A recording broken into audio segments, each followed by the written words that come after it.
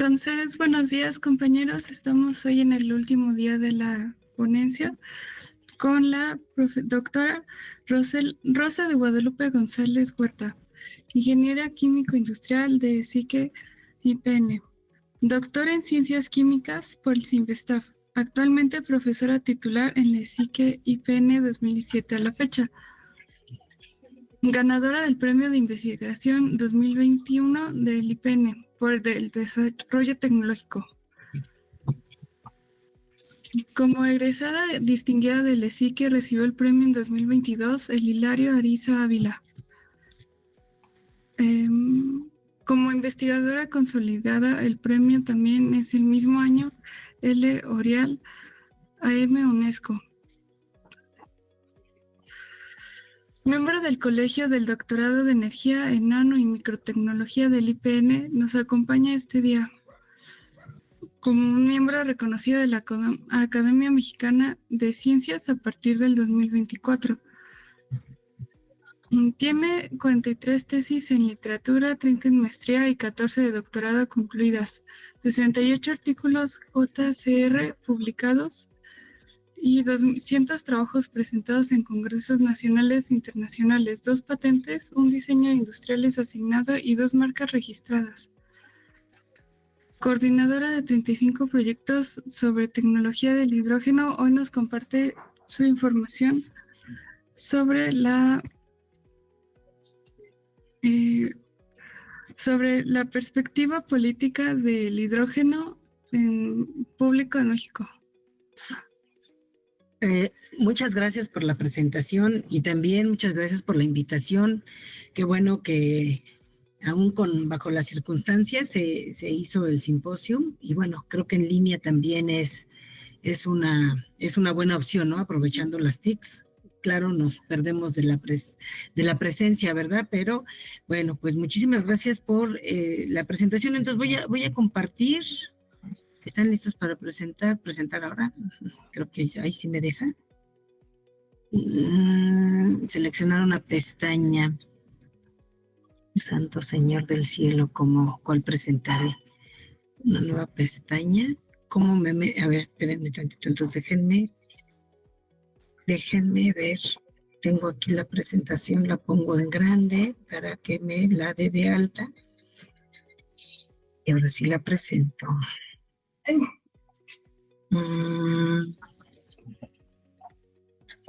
¿Cómo me puedo, a ver, compartir? Es que aquí, ¿cómo hago mi presentación? A ver, otra vez, déjenme que me ayuden mis estudiantes. Aquí es esta, ya la tengo abierta, pero no me deja. A ver, aquí cómo detener presentación. Mira, aquí otra vez, aquí. Ventana. Aquí está, esta es la presentación, compartir. Bueno, gracias. A ver. Se ve bien la presentación, profesora. Ya se ve como detenerla, ignorar, ¿no? Ahí está. Ok, una disculpa. ¿Cómo la pongo en presentación ahora? Desde el PowerPoint. A ver. Y ahora, pero ¿cómo me regreso a la... Dejar de presentar. Dejar de presentar otra vez, dejar de compartir. Sí, otra vez. Ventana. Ahí se ha puesto. Ok. Ay, Dios mío, qué bueno, muchas gracias. Ok, ya resuelto este problema. Ocultar. Déjenme, voy a dejar porque el internet está un poquito mal. Pues miren, yo les quiero compartir el hidrógeno de la perspectiva de política pública. Pues actualmente es muy importante la política pública para que algunos proyectos se vayan dando. Y ahorita al final les comento algunos procesos y avances que tenemos en política pública. Déjenme ver ahora cómo le doy hacia adelante cómo voy avanzando con la presentación. Desde el PowerPoint. O sea, aquí no puedo adelantarme. Y yo no voy a ver entonces. Ok, bueno, me avisan cualquier cosa que no la vea, ¿no? Entonces aquí está la presentación. El contenido de mi presentación es hidrógeno desde la perspectiva de política pública, marco regulatorio y normativo y métodos y herramientas para evaluar el potencial de hidrógeno que nos dan la base para poder presentar proyectos viables. Siempre en una tecnología o en cualquier proceso, pues hay una ola de interés, ¿no? Empezamos con el reconocimiento del problema, la conciencia y el compromiso que se tiene para poder utilizar este tipo de tecnología, ¿no? Reconocimiento del problema, pues se están acabando los combustibles fósiles, se tiene contaminación, ¿verdad? Conocimiento y compromiso, bueno, se pueden usar energías alternas, se puede utilizar también combustibles alternos, ¿no? De ahí se vienen las propuestas, proyectos, proyecciones, costos, y después viene una disminución del interés o se mantiene constante el proceso, ¿no? Si no hay una retroalimentación con costos y demás, viene un desinterés y al final, pues hay que volver a retomar qué es lo que está pasando con esta tecnología para que se integre a la matriz energética. Dentro del uso de las energías, pues, fósiles en este caso, ha habido un par de procesos que han fomentado el uso del hidrógeno. En 1970, por ejemplo, pues estuvo la crisis del petróleo porque se creó la OPEP y ellos establecieron antes Estados Unidos y algunos países petroleros controlaban los costos del petróleo, muchas veces a su beneficio. Entonces los verdaderos productores, sobre todo los del área árabe, se dieron cuenta que tenían un gran potencial y entonces ellos establecieron y además también en este tiempo coincidió de que Estados Unidos llegó a su tope de producción y entonces ya dependía también del petróleo importado, ¿no? En 1990, bueno, empieza ya la aplicación del transporte de celdas de combustible y esto también abre una oportunidad importante para que varias empresas de autos hagan sus prototipos. En 2000 ya se reconoce bien el cambio climático y hay un compromiso también ya de varias instituciones y organismos internacionales para comprometerse a disminuir las emisiones de CO2, ¿no? En 2017 se establece también en el Acuerdo de París que debe haber 0 emisiones y lograr disminuir la influencia de 1.5 grados centígrados que generan pues un proceso irreversible de calentamiento, se derriten los glaciales, incremento del agua de mar, acidificación del agua de mar por el CO2 absorbido y toda una serie de cosas, ¿no? Entonces las olas de interés han permitido el desarrollo y la competencia tecnológica, ¿sí? Y esta parte es importante ver dónde estamos y cómo poder, si va cayendo esta curva, subirla para que se siga el interés, pero sobre todo que haya un crecimiento ordenado de esta tecnología, ¿no? ¿Cuáles son los promotores de la política para el desarrollo del hidrógeno? Pues las metas de descarbonización, la calidad del aire, el desarrollo industrial, diversificación de la exportación de la energía, la seguridad energética, el almacenamiento de energía renovable, la seguridad alimenticia, ¿no? Todo eso que sí sabes que tenemos que introducir el hidrógeno en estas áreas. A veces, por ejemplo, en la seguridad alimenticia está muy relacionado con el amoníaco. El amoníaco es la base de nuestros fertilizantes y se quiere hacer hidrógeno verde para generar amoníaco verde, ¿no? Entonces está relacionado con esta parte. Y entonces, ¿qué se necesita? Pues se necesita el desarrollo tecnológico y de investigación, es la base de cualquier proceso tecnológico. Después la política pública y las regulaciones. También se tiene que hacer un análisis económico y de mercado. Y finalmente social y de educación para la adaptación. Se tiene que conocer la tecnología y se tiene que dar divulgación de la ciencia para que la sociedad conozca este tipo de tecnología. ¿Cómo está la perspectiva de política pública? Pues bueno, ya habíamos comentado el conocimiento de la tecnología. Para poder generar un plan nacional de desarrollo se necesitan las bases de investigación y desarrollo, que se conozca qué instituciones están desarrollando, qué infraestructura tienen, cuáles son las líneas de investigación. Aquí nosotros, por parte de la Sociedad Mexicana del Hidrógeno, se tienen identificados los grupos fuertes de hidrógeno, los investigadores consolidados que están desarrollando ciertas tecnologías. Entonces eso también nos da una buena que se puede hacer. Después viene la visión, ¿no? Es un documento que se debe de aclarar junto con el gobierno por qué y para qué se usa el hidrógeno y resaltar los beneficios. Ya una vez que tenemos esta visión clara, se diseña un mapa de ruta, ¿verdad? Para generar planes integrados y priorizando cuáles son las acciones a corto plazo, ¿no? Por ejemplo, captura de CO2, hidrógeno verde para los procesos de amoníaco y los hidrotratamientos de petróleo, la combustión en plantas cogeneradoras de energía o la combustión en ciclos combinados, ¿no? Una mezcla salió en el Prodecen desde hace 2 periodos que el hidrógeno se podía mezclar, un 30% hidrógeno, 70% gas natural para los procesos de ciclo combinado, ya que México tiene una gran dependencia del gas natural y es una preocupación que tengamos esta dependencia. Ya que se tiene el mapa de ruta, se pasa a la estrategia nacional, pero debe ser una coherencia segura, ¿verdad? Unos escenarios reales, unas políticas concretas y un cronograma a corto, mediano y largo plazo. Aquí la estrategia nacional puede ser, ahorita casi todas van al 2050. ¿No? Tiene que estar incluido el sector público, el sector privado, las asociaciones y también la sociedad. ¿No? ¿Para qué? Para que haya intercambio de información, alineación de perspectivas, desarrollar iniciativas, coordinar actividades, demostración y colaboración y hacer las revisiones, ¿no? En 5 años que pasó llegamos a la meta, no, en 10 años que pasó se llegó a la meta, hacer retroalimentaciones del proceso. Esta parte parece muy sencilla, pero es complicadísima. Y nosotros lo hemos vivido, ¿no? De repente Secretaría de Economía hace algo, la CNR hace otra cosa, CFE tiene otros intereses, cada uno hace sus estudios. Entonces, toda esta parte debemos de gestionar para que nos comuniquemos y podamos avanzar.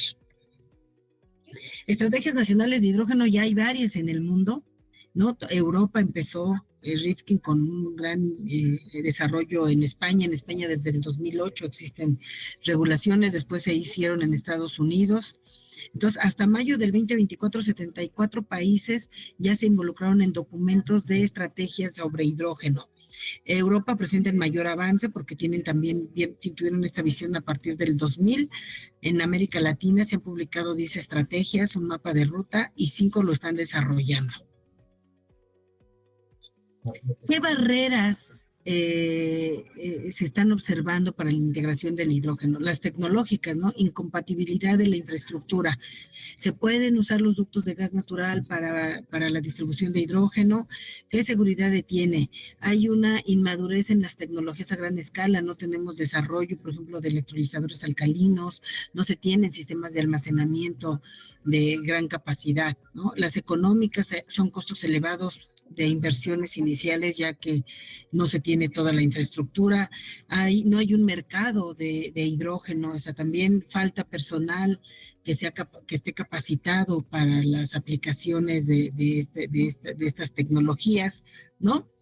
Y después, en las institucionales, no hay un marco regulatorio listo, ¿no? Por parte de CNR, CFE, las instituciones nacionales, no hay coordinación entre autoridades, no hay suficiente cooperación internacional, escasez en la ambición política hacia la transición energética, incluyendo en este caso el hidrógeno, ¿no? Y las sociales, falta de conciencia y aceptación social, y a mí me han llegado, ¿no? El hidrógeno lo ven a veces como una bomba atómica, una bomba de hidrógeno, ¿no?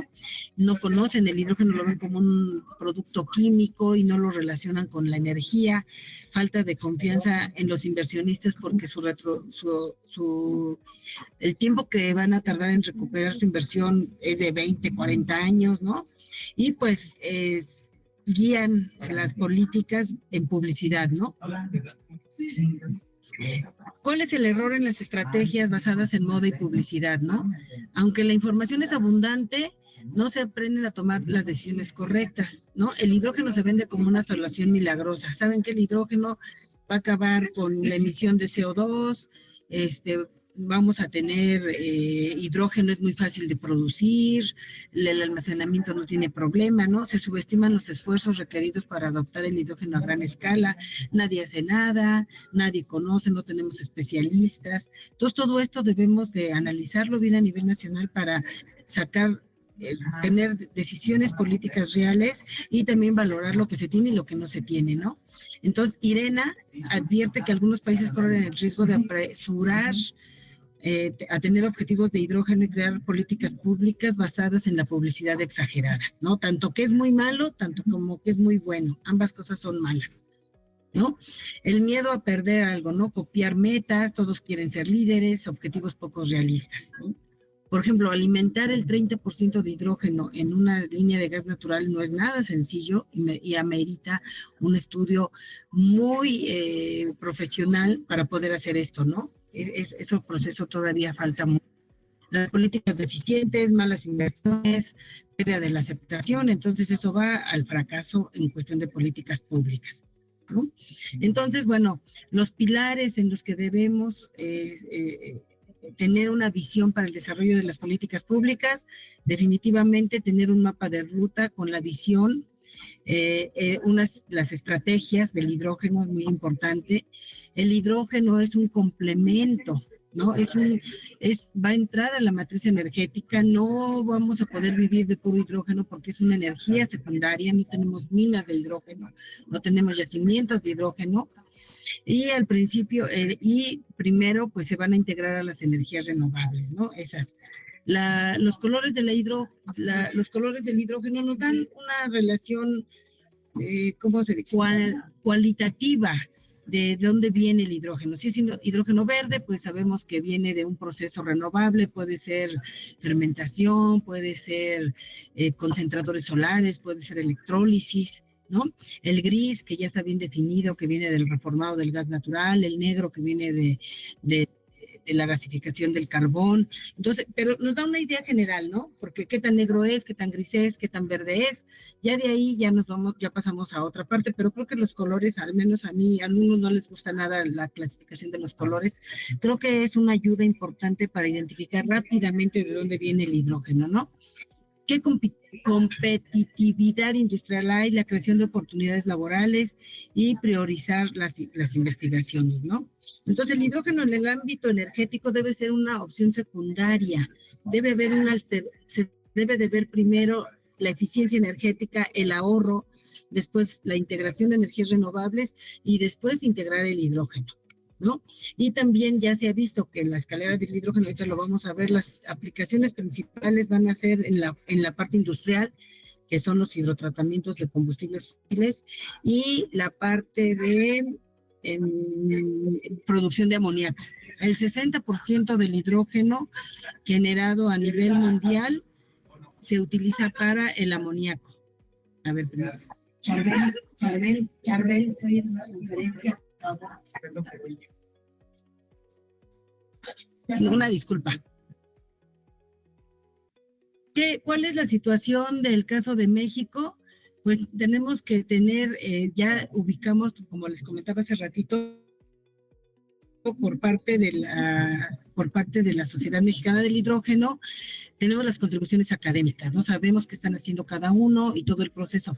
Y eso tenemos que partir de qué es lo que tenemos y cuáles son nuestras metas a corto, mediano y largo plazo, sobre todo en el proceso de descarbonización y el cambio climático que hemos estado observando.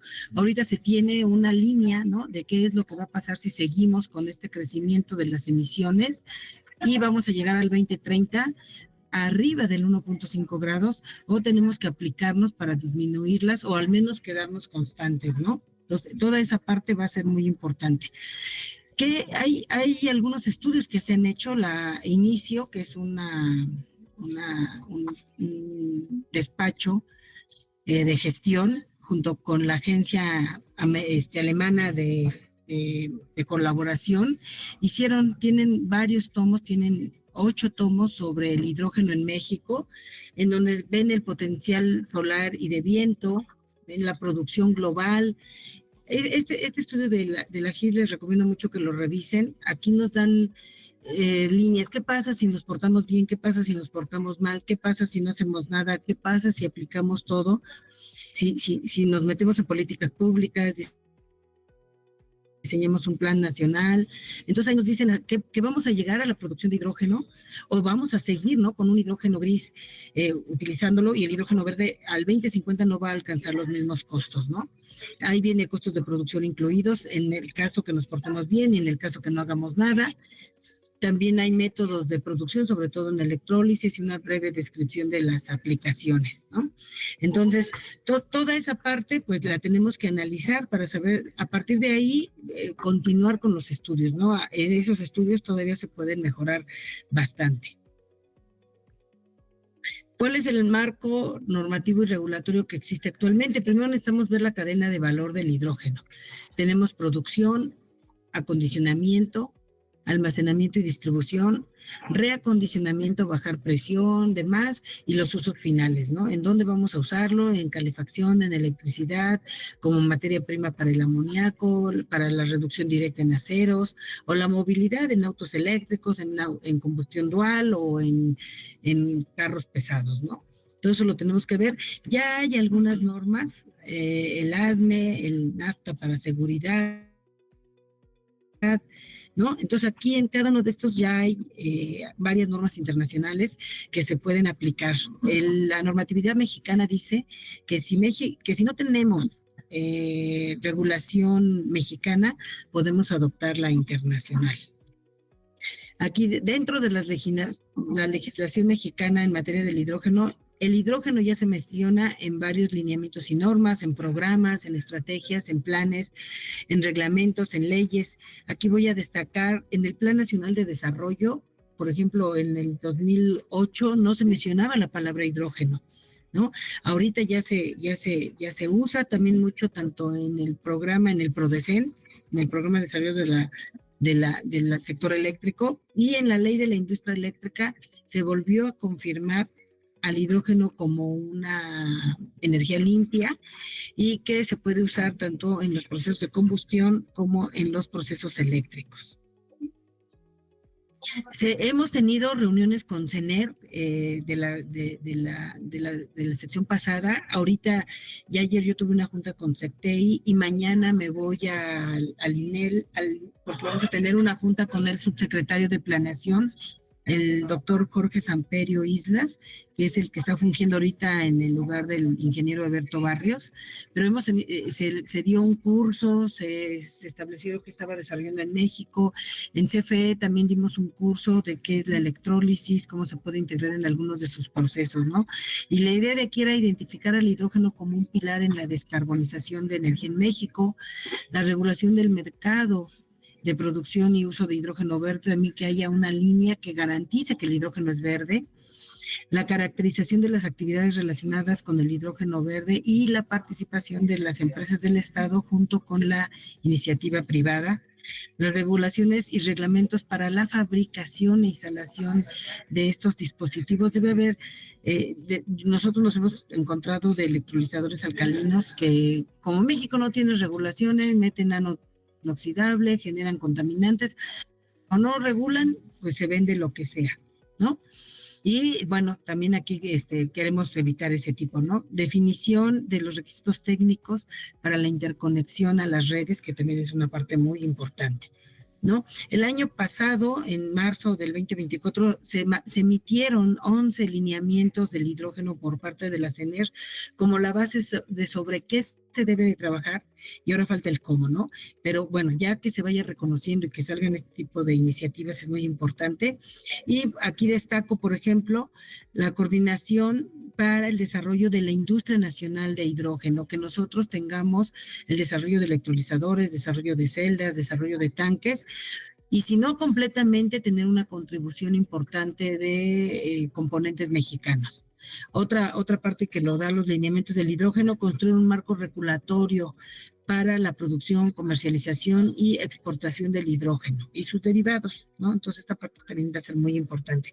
Aquí está lo de la escalera del hidrógeno. Apenas el martes vino el doctor René de Oxford y presentó también la misma escalera del hidrógeno, ¿no? Dijo, bueno, no es que todas estas aplicaciones se van a usar en corto, y lo importante es que va a ser en corto, mediano y largo plazo, y se debe de empezar con proyectos base de cualquiera de estas aplicaciones para empezar a tener un aprendizaje en cómo manejar el hidrógeno en baja escala, en gran escala, y pues cada quien va a tener su sistema, ¿no? Por ejemplo, aquí es importante fertilizantes, hidrogenación, estos ya son procesos que no tienen sustitución, sí o sí usan hidrógeno gris o hidrógeno verde, y la idea es que estos sean los principales, los primeros que se vayan sustituyendo por el hidrógeno verde.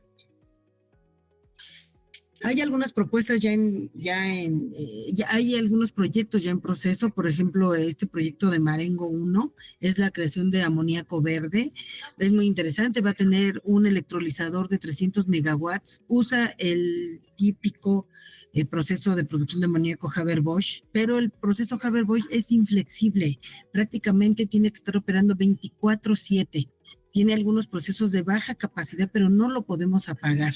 Entonces, ellos están proponiendo, por ejemplo, fíjense qué interesante, casi 500 megawatts de viento y 300 megawatts solares. Y aquí vemos como el azul, aquí en esta parte que lo estoy poniendo, el azul es el viento, el amarillo es el solar, y así se va viento, sol, para tener, o sea, tenemos 800 megawatts renovables para alimentar intermitentemente, continuamente nuestro electrolizador de 300 megawatts y podamos tener el hidrógeno que necesita el proceso Haber-Bosch y no tener estos problemas, ¿no? Entonces tenemos, por ejemplo, un 68% de factor de planta para el sistema de electrólisis, y pues es la base, ¿no? El hidrógeno que se genera, porque el nitrógeno lo tomamos del aire, ¿no? Entonces sí va a ser muy importante desarrollar estos proyectos. Es muy interesante porque pues va a generar trabajos, va a hacer varias cosas, pero el problema es que este amoníaco verde se va a Europa, porque en el mercado mexicano el costo del amoníaco verde pues es 3 veces el costo del amoníaco gris, ¿no? También, pues aquí está nada más para destacar la electricidad, que debe estar alineado con el electrolizador. Hay otro proyecto también que está en proceso, el autobús de hidrógeno en Guanajuato. Todavía está en veremos. El metanol verde en Sinaloa parece que ya se autorizó, que es Nexinol. También se va a generar el metanol a partir de hidrógeno verde, pero se va a California. Este hidrógeno es para, metanol es para California, para Estados Unidos, ¿no? Y entonces, ¿qué es lo que vemos aquí en México, no? Un electrolizador alcalino, por ejemplo, apenas me dieron el ingeniero Javier Fortuna me hizo favor de dar este caso de estudio, donde vendieron un electrolizador para una planta de acero, en el que pagaron $8,500 por kilowatt instalado, un electrolizador de 100 kilowatts, siendo que a nivel internacional el costo de un electrolizador alcalino de esta potencia debe andar más o menos en $1,500 por kilowatt instalado. ¿Eso qué pasa? Pues que el costo del hidrógeno verde en Estados Unidos y Europa está entre $8 y $12 el kilogramo de hidrógeno, y nosotros en México, por estos costos tan elevados de los electrolizadores, estamos teniendo costos de $20 a $40 por kilogramo de hidrógeno. ¿Esto a qué se debe? Los costos de importación, los aranceles, el IVA interno, los intermediarios. A veces no solo es un intermediario, a veces son 2 o 3 intermediarios, y aparte los costos de transporte, ¿no? Entonces tenemos 20, 40, 60, hasta 120 los costos superiores, y eso es lo que tenemos en México. Dado esto, se creó ya el Laboratorio Nacional CONACYT en Tecnologías del Hidrógeno LAN, que tenemos el reconocimiento 2024-2026, está formado por el Politécnico, el CICIO, el Sinvestado, el INEL y los TEC Nacional de México, Cancún y Tijuana. Afortunadamente, pues yo soy la líder, la responsable técnica del laboratorio, el Politécnico quedamos como institución líder.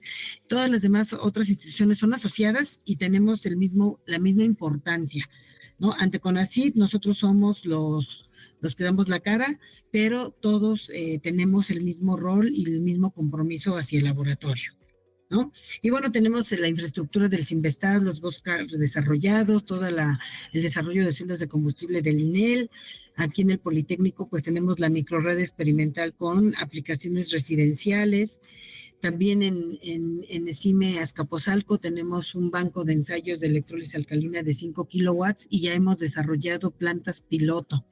Ahorita, ¿qué es lo que sigue? Es hacer una estandarización de electrolizadores alcalinos para nosotros tener ya un desarrollo de una industria nacional y tengamos curvas de desempeño estandarizadas. En la propuesta ahorita de Laboratorios Nacionales está abierta, entonces la idea es hacer electrolizadores para todas las instituciones que forman parte del Laboratorio Nacional, estandarizar cada uno y hacer un estándar nacional para presentarlo a la CONUE y de ahí que la EMA también nos pueda certificar a nosotros el banco de ensayos. Y aquí sí, ¿no? Decir, ¿sabes qué? Vamos a revisar de qué son tus ánodos. No puedes usar acero inoxidable porque generas cromo hexavalente. El cromo hexavalente es cancerígeno. Y nos dicen, no, pero es que el cromo hexavalente circula en este ciclo, ¿no? Cerrado. Sí, pero hay fugas, hay gente que cambia el electrolito, ¿verdad? Entonces hay que considerar todo eso. Hay contaminación general de agua, de enfriamiento y todo con cromo hexavalente. Entonces la idea es no generarlo. Australia, Estados Unidos no permiten la compra, o sea, la admisión de electrolizadores alcalinos con ánodos de acero inoxidable. Pero México, como no tiene regulaciones, pues los acepta, ¿no? Y es el caso de Colombia, de Argentina. Como no hay regulaciones, todos estos electrolizadores se venden en estas partes mientras estamos haciendo las regulaciones. Entonces, ¿cuáles son las herramientas para evaluar? Primero necesitamos ver cuáles son para poder nosotros disminuir o cumplir con el Acuerdo de París, pues el uso de energías renovables dentro de nuestra matriz energética. No debe ser energías renovables. Ahorro y eficiencia energética es muy importante. Dicen que la energía que mejor, la utilización de la energía es la que no se usa. O sea, es la que genera menos CO2. Entonces tenemos que invertir mucho en ahorro de energía, después electrificación directa de usos finales, la producción in situ, ya hacer este aprovechamiento de energía local, y después ya viene el uso del hidrógeno, que era lo que decíamos hace rato. El hidrógeno no puede estar aquí con un 90%, porque primero tenemos que pasar por esta cadena de valor, ¿no?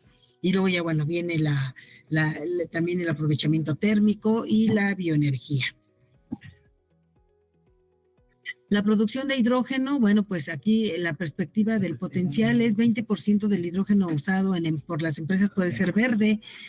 Todo el hidrógeno que se genera para el amoníaco, para el metanol, para los hidrotratamientos puede ser verde, ¿no? El 30% del agua para producir este hidrógeno, que en todos lados donde vayan y les pregunten por hidrógeno, ¿de dónde sale el agua? El 30% del agua debe ser a través recuperada del agua de lluvia, ¿no? Y para el 2030, el 4% de la energía del sistema eléctrico nacional debería producirse utilizando hidrógeno en los ciclos combinados, ¿no? En los ciclos combinados, nosotros tenemos casi el 50% de la energía eléctrica, la producimos en ciclos combinados y dependemos del gas natural, casi un 60-70% de gas natural importado. Y bueno, aquí vemos toda la cadena de valor, ¿no? Desde la producción y cómo podemos irnos relacionando, cómo podemos hacer esa transición energética entre los combustibles fósiles, las energías renovables, los procesos de electrólisis, los procesos de reformado, hasta los usos finales, ¿no? Tener esta transición, ¿no? Y pues tenemos que justificar la coherencia para que esos proyectos se puedan aplicar a las políticas públicas, ¿no? Entonces, ¿cuáles son las preguntas, ¿no? que nos van a hacer a mí si yo voy, por ejemplo, a la CECITI? Oye, ¿el hidrógeno cosechable es suficiente? ¿No? ¿Cuáles son las condiciones geográficas más adecuadas para que podamos producir este hidrógeno? ¿Cuánto cuesta producirlo en una determinada locación? ¿No? Entonces debe existir este tipo de información para nosotros presentarlas ante los entes políticos y que estos tomen una decisión lógica, coherente y realista. Entonces, ¿cómo es la perspectiva del potencial aquí? Vemos el recurso, ¿no? ¿Qué recurso hay en México, no? Pues tenemos recurso solar, eólico, tenemos fuentes renovables también del mar, ¿no? O sea, tenemos que ubicar qué energías hay en la localidad en donde vamos a hacer el estudio. Entonces, fíjense, aquí se manejan varios, el potencial del recurso, qué recursos tenemos, luego el potencial geográfico, parte de dónde sí podemos, en un lago, no se puede poner paneles solares, o en algunas montañas, ¿no? Y luego viene el potencial técnico. ¿Qué tan real es instalar un aerogenerador en una montaña? Entonces, todo eso, ¿no? Potencial geográfico, potencial técnico y luego el potencial económico. Entonces, eso va reduciendo la cantidad de paneles solares que podemos instalar, la cantidad de aerogeneradores que se pueden instalar y también, dependiendo de todo eso, pues la cantidad de hidrógeno que podemos cosechar en esos lugares, ¿no?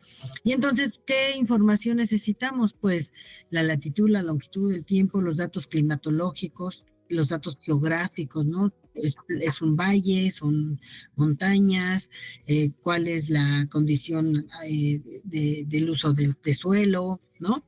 Entonces necesitamos contextos tecnológicos, si tiembla, si no tiembla, ¿no?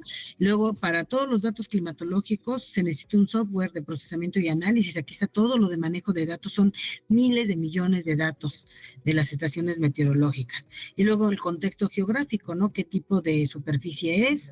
El contexto económico para ver la cuantificación de la energía cosechable, la viabilidad ya real de esta cosecha, la cantidad, y de ahí ya, pues la producción del hidrógeno, ¿no?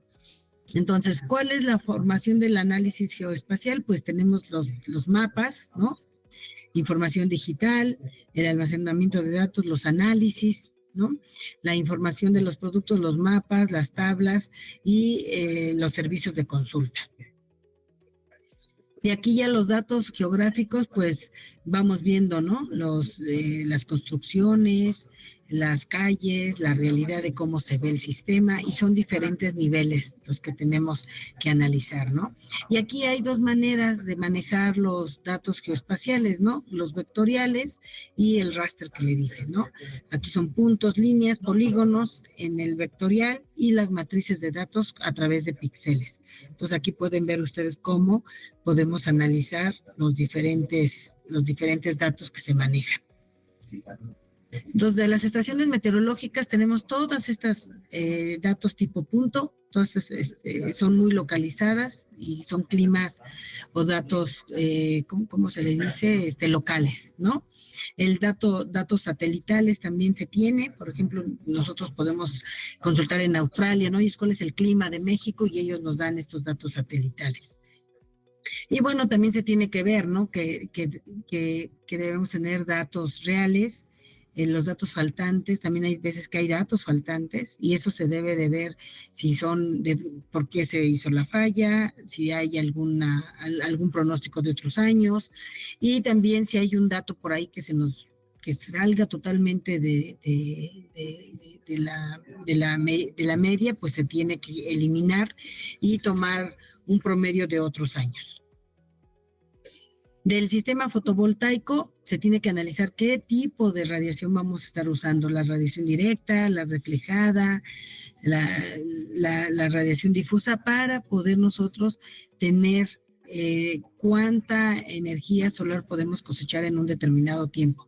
Nosotros aquí en la vivienda sustentable, pues sabemos que tenemos 1 kilowatt solar, hay un promedio de 5 horas efectivas de sol promedio, ¿no? Desde 4.5 en invierno hasta 6.5 en verano, y de ahí vamos tomando los promedios. 5.2 dice la Conagua que tenemos en Ciudad de México, y ya de ahí podemos nosotros tener el cálculo en un panel solar. Nosotros en la vivienda del kilowatt solar instalado, al final generamos 5 kilowatts o 5.2 horas kilowatts hora de energía por las horas efectivas de sol, ¿no? Entonces, todo eso lo debemos entender para nosotros poder saber cuál es la potencia instalada, potencia en watts, y luego de ahí cuánta energía. Entonces, nosotros de 1 kilowatt solar, 1 kilowatt solar de potencia instalado, vamos a extraer 5 kilowatts hora de energía. Y lo mismo para el viento, ¿no? Tenemos aquí la distribución de Weibull para hacer la potencia máxima de viento. Por ejemplo, Ciudad de México no tenemos un potencial real de eólico, ¿no? Entonces, aquí en Ciudad de México lo ideal instalar paneles fotovoltaicos. Después viene cuánto ya tenemos esa energía solar y eólica de diferentes zonas. ¿Cuál es la energía disponible para nosotros poder tener la masa del hidrógeno que puedo generar? Y aquí está, miren, la energía disponible del sistema renovable, la eficiencia del electrolizador y el poder calorífico superior del hidrógeno, para nosotros determinar cuánto hidrógeno vamos a estar produciendo con esta energía renovable, tanto solar como eólico, y se puede aplicar a cualquiera, ¿no? Hidroeléctrica, del océano, corrientes. Y bueno, hay diferentes procesamientos de datos. Esto lo hizo una de mis alumnas de doctorado, y bueno, ya se vio, ¿no? Estos sistemas costos altos, estos son gratis. Todo el tipo de información que tenemos, nivel de procesamiento medio, esto es alto para hacerlo, ¿no? Características del equipo, no deben ser equipos tan sofisticados, sobre todo en cuestión de programas, ¿no? Y ahí se pueden utilizar. Y de ahí, de esos datos, sacamos esto, por ejemplo, potencial de producción de hidrógeno solar. Aquí vemos, por ejemplo, que en la zona de Chihuahua es una de las zonas más fuertes para la cosecha de energía solar, y entonces se ve reflejado por las condiciones climatológicas, ¿no?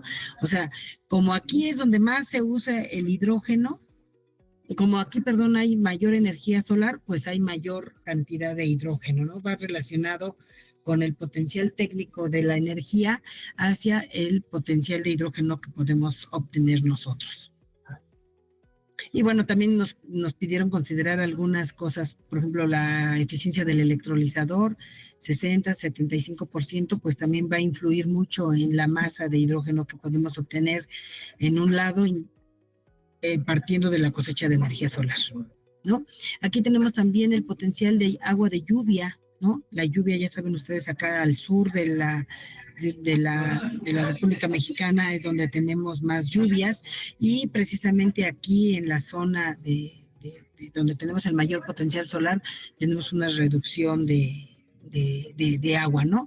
Pero bueno, ahí vamos a ver que no es tan restrictivo. Aquí tenemos esta donde vemos, aquí es el porciento de agua requerida para la electrólisis, y fíjense, la única que no cumple, que son las líneas moradas, naranjas, Baja California, ¿no? Baja California sí necesitaríamos un 20% de agua de lluvia, y sí tienen ahí un problema de agua, pero bueno, también está todos los procesos de desalinización de agua de mar, ¿no? Pero por ejemplo, Chihuahua, Coahuila, Sonora, tienen porcentaje 5%, ni llegan al 10% del agua de lluvia que necesitan para sus procesos de electrólisis. Y aquí está el orden del potencial: Chihuahua, Coahuila, Sonora, Durango, Zacatecas, Baja California Sur, que son las que tienen la mayor capacidad de producción de hidrógeno, ¿no? Miren, por aquí está Ciudad de México, el Estado de México, Tabasco, Tlaxcala, Ciudad de México hasta acá, ¿no? Que tiene un potencial bajo porque pues prácticamente estamos llenos de casas, ¿no? ¿Y qué variables impactan en el costo y la producción de hidrógeno? Por ejemplo, en los electrolizadores, en el alcalino y en el PEM, por ejemplo, el tiempo de operación. Si yo solamente lo opero las 5 horas efectivas de sol, el costo de mi hidrógeno va a estar definido por el costo del electrolizador. Si yo lo utilizo 24/7, solamente el 22% del costo del electrolizador es más utilizado, ¿no? Pero fíjense, si yo utilizo 8,700 horas son las que tiene más o menos el año, o sea, 24/7 todo el año, lo que me impacta en el costo del hidrógeno va a ser el costo de la energía eléctrica. Y la misma tendencia es para el PEM.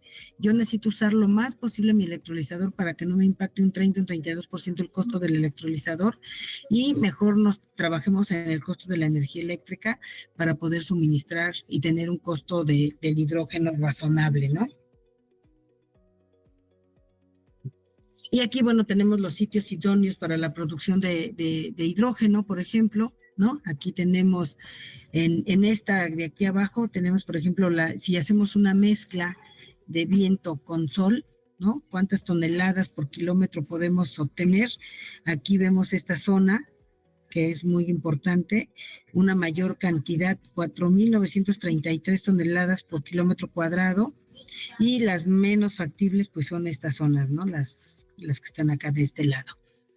Y aquí hacemos una idoneidad, por ejemplo, como lo hicieron para Campeche, ¿no? Que pusieron eólica solar para poder suministrar la energía al electrolizador.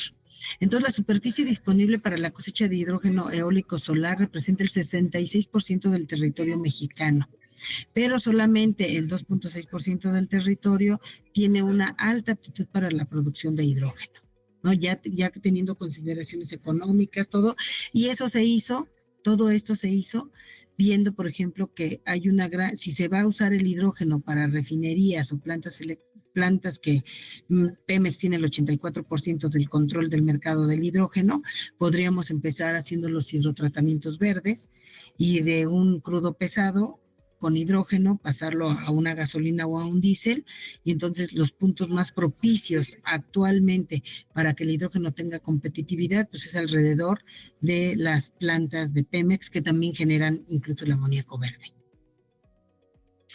¿Y cuál es el contexto real actual del costo nivelado del hidrógeno en México? Pues miren, aquí está la Agencia Internacional de Energía, en los PEM, por ejemplo, aquí dice el costo nivelado del hidrógeno en PEM está en 10.12, ¿no? Para el PEM, pero miren, en México estamos arriba de 45 dólares por kilogramo de hidrógeno con PEM, y con el alcalino, mientras que en la Agencia de Energía dice que debe de estar abajo de 10 dólares por kilogramo, nosotros aquí en México lo tenemos a un costo de 30 dólares por kilogramo, ¿no? Entonces sí estamos todavía, necesitamos reducir, para que estas líneas bajen a la Agencia de Energía, necesitamos desarrollar electrolizadores nacionales y necesitamos bajar el costo de la energía renovable. Ese es parte de, yo creo que con eso podremos estar bajando a lo mejor a 20 dólares por kilogramo de hidrógeno. Entonces, el hidrógeno pues es multidisciplinario, ¿no? Necesitamos políticas y normas, necesitamos ver la parte económica, tenemos que ver la inversión en energías renovables, tenemos que ver cómo se mueve el mercado, generar un mercado de hidrógeno, ver cómo se integra la industria, cómo van a beneficiar para la descarbonización industrial, aspectos sociales, que la gente conozca que el hidrógeno no es así radioactivo y que tampoco mirando lo explota. Hacer toda la mejoría y todo el diseño de electrolizadores, el análisis a diferentes capas para poder hacer un estudio de meteorológico, tener bases de datos, ciencia de datos, que ahorita es todo lo que es energías renovables, acuérdense que son estadísticas, y el manejo es importantísimo. Y pues bueno, esto es lo que les quería compartir, jóvenes, para que vean lo que estamos haciendo en hidrógeno, y bueno, ver ya mañana que me toque ir a mí al INEL con el nuevo subsecretario de Planeación, ver cómo vamos a trabajar en el hidrógeno. Muchas gracias. Muchas gracias, doctora. Bueno, un aplauso, todos. Ahí de los aplausos, gracias. Se fue el papel. En este evento, el capítulo de IPEC reconoce a la... espera.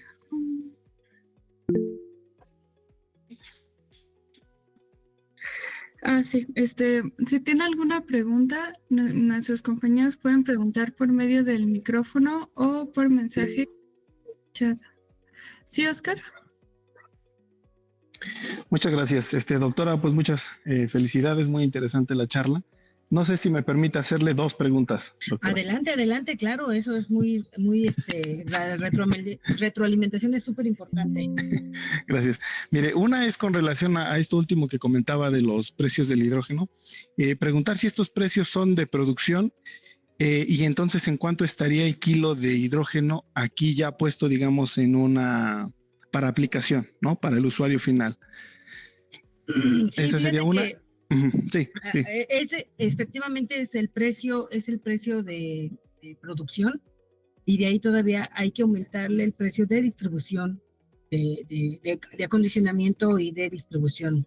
Entonces sí llega a subir hasta dependiendo las distancias y demás, un 20% los costos.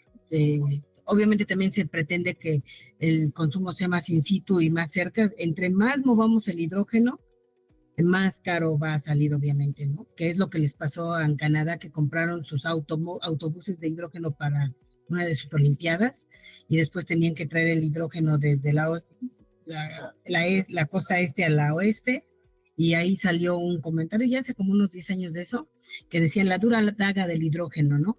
Pero ellos tenían planes de que se generara el hidrógeno más cerca, no se hizo una buena planeación, y al final de cuentas estaban ofreciendo los autobuses como chatarra, ¿no? Sí. Y la otra, gracias, y la otra es desde su punto de vista, de toda esta parte, de toda la cadena del hidrógeno, México, ¿dónde tendría mayor potencial? O sea, estaríamos más como usuarios, como productores, ¿dónde entraríamos? Fíjate que lo que necesitamos es muy, muy importante. Necesitamos desarrollar una industria nacional, a lo mejor yo creo que, por ejemplo, en la electrólisis alcalina, un 50% de componentes podrían ser nacionales y un 50% sí tendría que ser internacional. Por ejemplo, nosotros no somos productores de níquel, ¿no?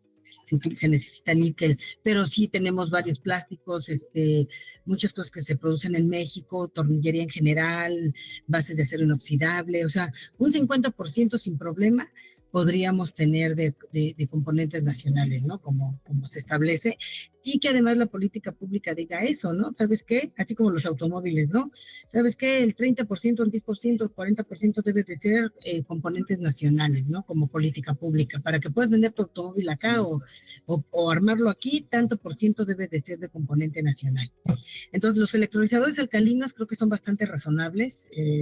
Los PEM, se tiene que generar un mercado, ¿no? Porque es el huevo o la gallina. Ok, hago grafito o grado celda de combustible.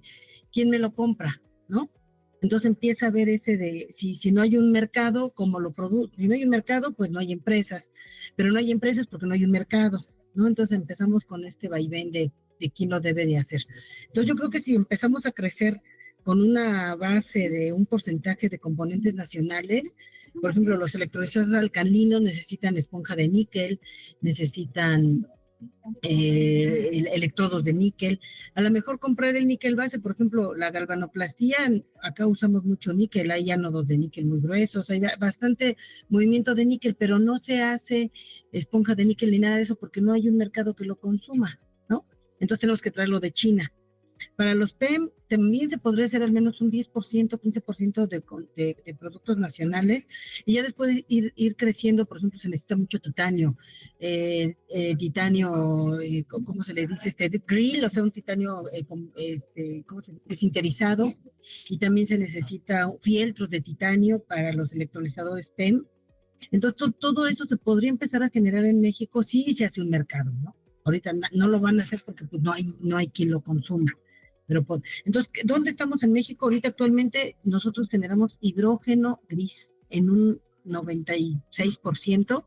Solamente se genera un poco de hidrógeno verde. Por ejemplo, una empresa acá en Morelia que hace hidrógeno para sus tratamientos de resina base para la base del chicle. Otra empresa que usa un poco para el peróxido de hidrógeno, pero de ahí en fuera todo el mercado de Pemex todo el mercado del hidrógeno está en Pemex, que es al menos el 84%, y es hidrógeno gris por reformado. Sí, bueno, pues muchísimas gracias, doctora. Muchas gracias. Gracias. Bueno, aquí en el chat preguntan ¿por qué es mejor usar el agua de lluvia que la de mar? Bueno, aquí la idea es porque muchas veces el agua del subsuelo muchas veces ya está comprometido tanto para la agricultura como para las ciudades, ¿no? Y lo ideal sería, por ejemplo, nos estaban comentando en España, déjame ver dónde era, sí, en España lo del amoníaco, que ellos no es cierto, era de Oxford. En Inglaterra, todos los procesos de producción de hidrógeno consideran la desalinización del agua como parte del costo de la producción de hidrógeno, porque no tienen agua disponible. Solamente en el norte de Escocia, que sí había un poco de agua, pero si no abajo, dentro del costo del hidrógeno consideran la desalinización de agua de mar. Entonces, aquí nosotros tenemos mucha agua, pero tenemos una muy mala gestión, ¿no? Tenemos agua y la contaminamos rápidamente, no tenemos sistemas de almacenamientos, ¿no? Etcétera, etcétera. Entonces eso también es muy terrible, de que no tengamos un control en el agua. Y bueno, pues el agua de lluvia, si tenemos una buena recolección en donde se va a hacer la producción, sería ideal. Si no, tendremos que va a ser muy complicado usar el agua de subsuelo por los compromisos que se tienen ya sobre todo con la agricultura, con las ciudades, y si no, pasar a los procesos de desalinización del agua de mar, que ya son procesos comerciales y que nosotros aquí en México no los tenemos tan implementados. Entiendo, muchas gracias. Julián Márquez, si quieres decir algo. Mucho gusto, doctora. Estuve con usted por allí en un curso que dio allí en la Universidad de Puebla. Excelente. Dando las lecciones que usted nos enseñó por ahí. Y bueno, también ya estuvimos aquí con el padrino Luis Enrique López, que por ahí nos debe un bolo. Y bueno, la pregunta básicamente va orientada hacia qué está haciendo la academia a desarrollar la mano de obra necesaria para mantener los equipos de electrólisis, para mantener o para diseñar nuevos equipos de electrólisis en México. Sabemos que la tecnología alcalina pues es contaminante, requiere mucho volumen, requiere mucho espacio, mucha energía. Y sin embargo, hay tecnologías como la tecnología AIM que no se tocan, y no se tocan tal vez por desconocimiento. Entonces, la pregunta va orientada hacia qué está haciendo la academia en ese aspecto. Se habla de carreras como ingeniería en energías renovables o ingeniería ambiental, pero no hay una carrera propia que sea de ingeniería en hidrógeno o desarrollo de energías alternativas. No sé si usted tenga este dato. Y bueno, ya para terminar y aprovechando que mañana va al INEL, H2B2 tiene firmado un convenio de participación y colaboración con el INEL. Creo que este no ha sido publicado, no ha sido promocionado por parte del INEL. Nosotros estamos muy desplegado en la prensa, pero pues no hemos tenido comunicación. Si quieren que los ayudemos, estamos totalmente dispuestos a participar con ustedes y sacar adelante lo que sea necesario, ¿no?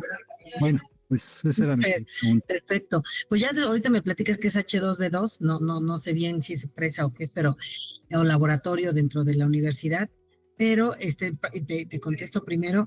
Mira, nosotros ahorita estamos teniendo ya el grupo, al menos aquí del Politécnico, ha crecido mucho en cuestión del área de hidrógeno. Ya tenemos varios doctorados que ya han terminado y ahorita es esta parte, ¿no? Que ¿dónde se colocan? Están los desarrollos, pero se producen los recursos humanos y no hay bien dónde se ubiquen.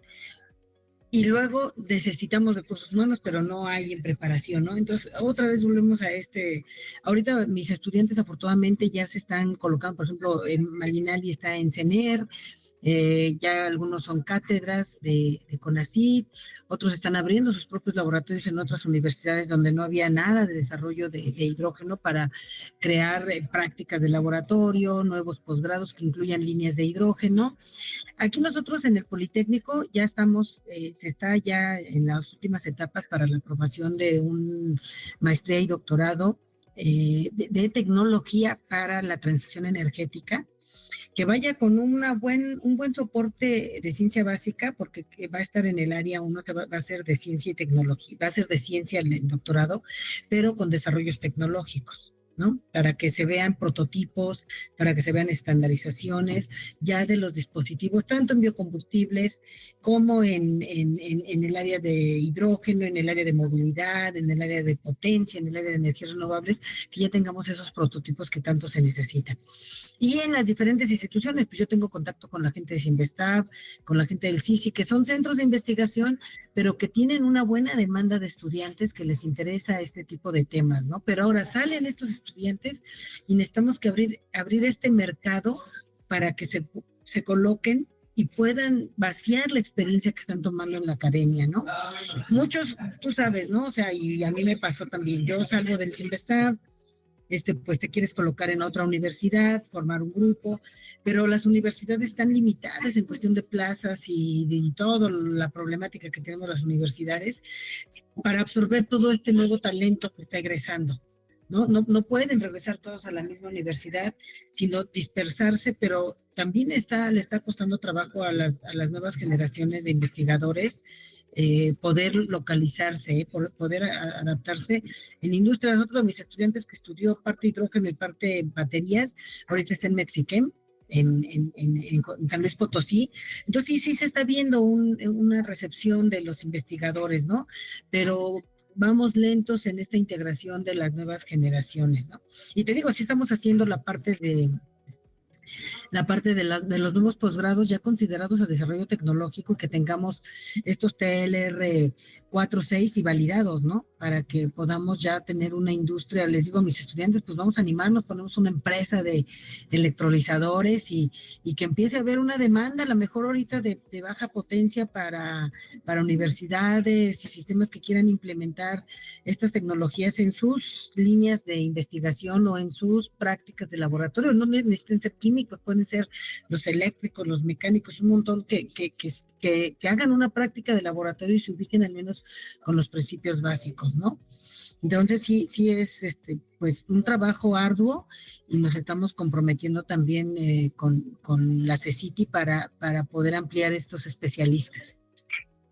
Ok, bueno, rápidamente y pidiendo una disculpa a todo el panel. H2B2 nos especializamos en la implantación de proyectos, desde proyectos piloto hasta proyectos a gran escala, trayendo electrolizadores de diferentes partes del mundo, y desarrollamos proyectos llave en mano o EPC para las industrias. Tenemos un modelo que ya los jóvenes conocieron el pasado martes, que se llama Flogistino, que es un equipo para producir medio kilo de hidrógeno al día con una celda de combustible, la cual la transformamos en energía eléctrica y hacemos la demostración de la generación y del uso del hidrógeno en un módulo que lo tengo aquí en mi escritorio y que es 100% abierto a que usted lo conozca y lo puedo llevar a usted donde usted me diga.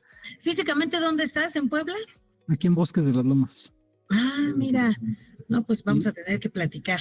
Así es, así es. De hecho, ayer conocí su electrolizador, su stack, ahí en la CIME de Culhuacán.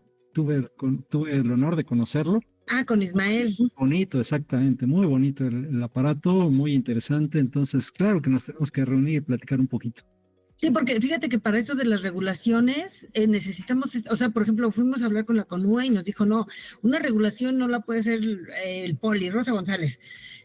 Hay que hacer una comisión entre industriales, academia y gobierno para que precisamente todos viertan su experiencia y establezcamos esas regulaciones justas para todas las partes, ¿no? Así es. O sea, yo como academia, no, ¿sabes qué? No entra un electrolizador acá si tiene esto o lo otro, o poner condiciones, como dicen, ¿no? Echarte una bala en el pie.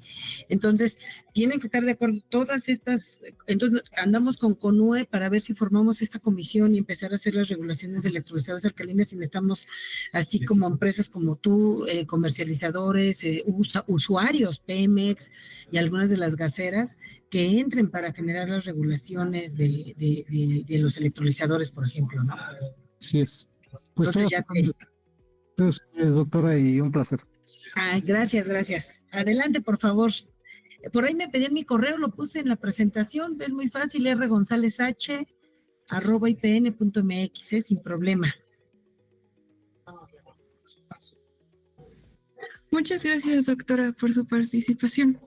En este evento, el capítulo de IPEC quiere reconocer a usted, la doctora Rosa de Guadalupe González Huerta, por su participación valiosa exponiendo una parte esencial e interesante para la aplicación y desarrollo del uso del hidrógeno en México en materia política.